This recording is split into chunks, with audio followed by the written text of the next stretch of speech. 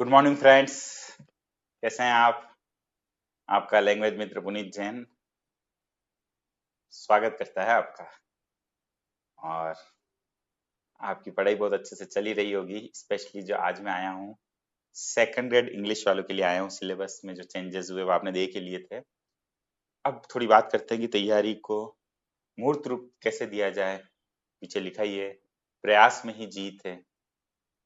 तो हम फोकस किसके ऊपर करें? प्रयास के ऊपर करें। प्रयास के ऊपर फोकस कीजिए, जीत अपने आप चली आएगी। चलिए, तो सिलेबस आपने देखा है, तो मेरे हाथ में सिलेबस है। मैं किस तरीके से तैयारी की जाए उसकी बात करूंगा आज। ग्रामर का सिलेबस आपने देखा। लिटरेचर में जो इंडियन राइटर्स थे उनको हटाकर ये बहुत सारी पोइट्री जो कुछ लोगों को बहुत नई भी लग सकती है जोड़ी गई है। अब तैयारी कैसे की जाए सवाल उठता है। तो मैं आपको कहता हूँ, सिलेबस को आप दो पार्ट में डिवाइड कीजिए। कितने हिस्सों में? दो हिस्से हम सिलेबस के बना लें कि दो हिस्से हैं सिलेबस के। एक हिस्सा ग्रामर और एक लिटरेचर। पहले ग्रामर करें, पहले लिटरेचर करें, तो क्या करें? इसलिए मैं बात कर रहा हूँ कि दो हिस्से बना लीजिए और दोनों की समांतर तैयारी कीजिए, पैरेलल। मतलब आप मान लीजिए कि आपके पास इंग्लिश है, जो पार्ट पूरा पढ़ना है, तो उसको दो हिस्सों में बांट लीजिए। दो सब्जेक्ट मान लीजिए, जो भी मान लीजिए कि हमको ग्रामर पढ़ना है और लिटरेचर पढ़ना है, ताकि दोनों की स्टडी पैरेलल चलती रहे। ऐसा नहीं हो कि महीने भर ग्रामर पढ़ी, महीने भर लिटरेचर, क्योंकि लिटरेचर में भी अब काफी सारा पोर्शन है। तो ऐसा नहीं कि हम बाद में कर लेंगे, तो इससे क्या प्रेशर नहीं पड़ता है दिमाग के ऊपर। ग्रामर भी चल रही है पैरेलल, लिटरेचर भी चल रही है। तो ग्रामर जैसे सिलेबस में फर्स्ट पॉइंट ये पार्ट ऑफ स्पीच है, articles, determiner. Part of speech से शुरू करने का फायदा ये हो जाएगा कि आगे अपने बहुत सारे टॉपिक ये जो होते हैं, क्लोज एनालिसिस, सेंटेंस पैटर्न, इनमें बड़ा इनका रोल होता है। एमएचएम नहीं है तो अच्छी बात है, जिनको नहीं आता है उनके लिए, पर जिनको आता है उनको तो लगेगा कि बहुत आसान सा टॉपिक था। तो grammar, modal tense, active passive, सारे जो टॉपिक होते हैं, ट्रांसफॉर्मेशन वगैरह, ये सब आपको अच्छे से करना ही है। फ्रेजल वर्ब, इडियम याद करने वाले टॉपिक भी आ जाएंगे।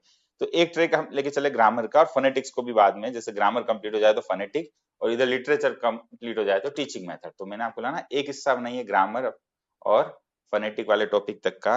और जब तक आप इस सिलेबस के हिसाब से देखें तो फिगर ऑफ स्पीच तक नहीं आए, मतलब फिगर ऑफ स्पीच को हम लिटरेचर में काउंट करें, और ग्रामर के सारे टॉपिक्स प्लस टीचिंग मेथड, और इधर लिटरेचर पूरा पैरेलल चलाएं। और लिटरेचर चूंकि बड़ा इंपॉर्टेंट हो गया है, तो क्या पहले पढ़ें?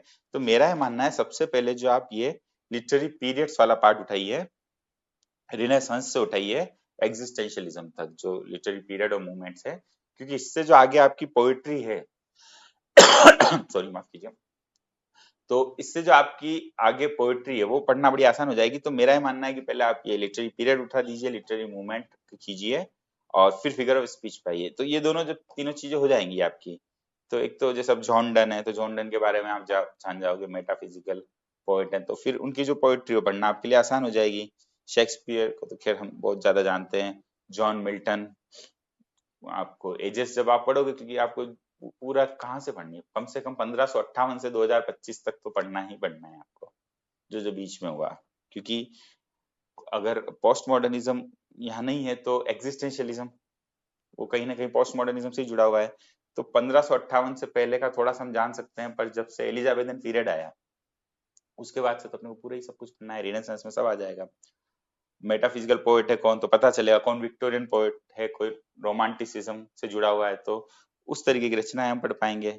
तो सबसे पहले आप ये लिटरेचर साइड की बात कर रहा हूँ, ग्रामर आप पार्ट ऑफ स्पीच उठाइए, टेंस, वो टॉपिक आप सारे करते रहिए और वो हो जाए। फिर फोनेटिक्स पाइए और पैरेलल ट्रैक ये लीजिए। लिटरेचर आप इधर से शुरू कीजिए, मूवमेंट्स, पीरियड, मतलब पीरियड मूवमेंट्स, और फिर फिगर ऑफ स्पीच वाला जो पोर्शन है, स्ट्रीम ऑफ कॉन्शियसनेस, भी अभी इधर ही आपके जुड़ा हुआ है, जो लिटरेरी फॉर्म्स, डिवाइसेस और टेक्निक्स के अंतर्गत। तो ये भी इधर आ जाएगा। तो एक बार सारा कवर करने के बाद फिर आप ये पोइट्री लीजिए। वो ज्यादा टाइम नहीं लगेगा इसमें, आप सोचो कि फिर वो कब पढ़ेंगे, तो ये 5, 7, 8, 10 दिन में पहले ये कीजिए, फिर पोइट्री पाइए। तो उसका फायदा ये होगा कि पोइट्री जो है उसमें फिगर ऑफ स्पीच भी होंगे और पोएट भी होगा, कोई नॉवल किसी ने लिखा, नॉवेलिस्ट होगा, उस राइटर के बारे में किस एज से जुड़ा, पूरा आपको आइडिया हो गया। फिगर ऑफ स्पीच, अच्छा पोइट्री एप्रिसिएशन भी अपना है, तो ये तो जो दिए गए फिगर ऑफ स्पीच हैं वो तो अपने को ढंग से पढ़ना ही है, पर थोड़ा एक्स्ट्रा भी आपको आइडिया होना चाहिए। सब एनाफ हो रहा है फिगर ऑफ स्पीच, अपने को नहीं पता और अपने इन फॉर्म्स में आ गया तो अपन कैसे डिफाइन कर पाएंगे। तो थोड़ा डिटेल में पढ़िए। और जैसे अब सोनेट है, अब सोनेट टर्म आप उधर पूरी पढ़ते हो, इधर आप शेक्सपियर का sonnet went to the sessions पढ़ना कितना आसान रहेगा, क्योंकि सोनेट में ही हम तो बताते हैं कि भाई 154 सोनेट है और इधर सोनेट 30 आ रहा है, तो बहुत अच्छा से आपको मजा भी आ जाएगा। काफी अच्छी अच्छी आपकी जुड़ी है। निजिम आइजिकल की जो the night of the scorpion सबने पढ़ी होगी, पहले फर्स्ट ग्रेड में थी पिछली बार। जॉन किट्स रोमांटिसिज्म से जुड़े, विलियम वर्ड्सवर्थ, इन सब के बारे में भी पता चलेगा। टी.एस. इलियट द वेस्टलैंड अगर आपने कभी पढ़ी हो तो उनका the love song of J Alfred प्रफोग।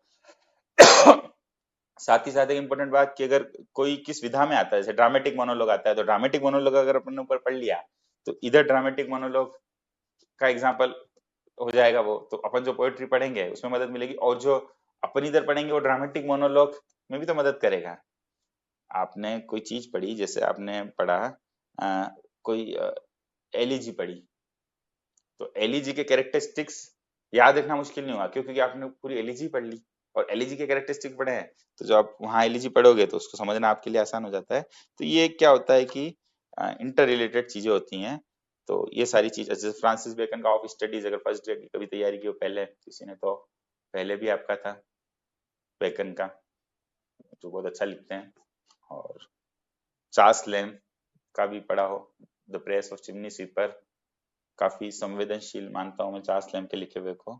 इधर इन्होंने जो लिखा है प्रोस माय रिलेशन, वो पढ़ना है।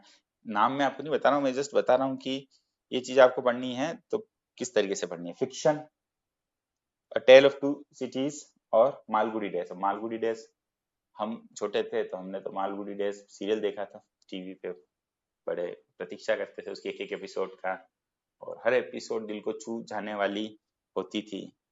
तो थोड़ा रियलिस्टिक भी हुई है। और इन सब लिटरेचर के कहीं ना कहीं कुछ मूवी, कुछ ड्रामा आजकल सोशल नेटवर्किंग पे अवेलेबल है, उनको देखे तो उससे थोड़ा फील कर पाते हैं।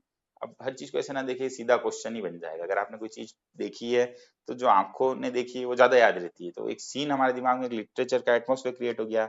मैकबेथ सबने पढ़ी होगी, विलियम शेक्सपियर की, पहले फर्स्ट ग्रेड में थी, अभी अब आपके है। एंटन चेखव का मैरिज प्रपोजल। तो कुल मिला के जो मैं देख रहा हूँ यहाँ पर 25 ले सकते हैं आप, मतलब जो पार्ट्स पार्ट्स ले सकते हैं आप, पोएट्री प्रोज सब मिला के 25।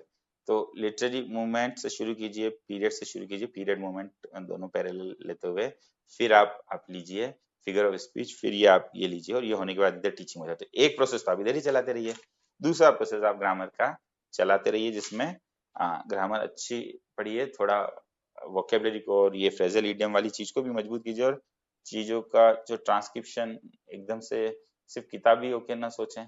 मैंने आपको बोला ना, थोड़ा जब आप ये लिटरेचर में कोई चीज, मूवीज वगैरह देख रहे हैं लिटरेचर से जुड़ी, या कोई इंग्लिश में चीज देख रहे हैं, तो थोड़ा एक्सेंट भी महसूस कीजिए, उससे फोनेटिक को समझना क्या हो जाएगा, आसान हो जाएगा। दो चीजें पैरेलल। और एक चीज जो, उसको मैं ये नहीं कह रहा कि दबाव लेके पढ़े, वो तो रिफ्रेशमेंट है, 5-10 मिनट इंग्लिश अखबार जरूर पढ़े, या 5-10 मिनट इंग्लिश न्यूज जरूर सुने, उसमें सब है। आप अखबार पढ़ रहे हैं तो पार्ट ऑफ स्पीच है, प्रोवर्ब है, इडियम है, आर्टिकल है, टेंस है, प्रेपोजिशन है, उसमें कुछ ना कुछ आप देख रहे हैं, पढ़ रहे हैं, तो फिगर ऑफ स्पीच है, कहीं ना कहीं लिटरेचर की बात अपने आप उसमें आई जाती है। और बस यही आपको करना है। टीचिंग मेथड आप बाद में ले सकते हैं, टीचिंग मेथड के क्वेश्चन काफी अच्छे क्वेश्चन आते हैं, पर वो एप्लीकेटिव होते हैं, तो हम उनको अच्छे से देखें। फिलहाल के लिए इतना ही, थैंक यू।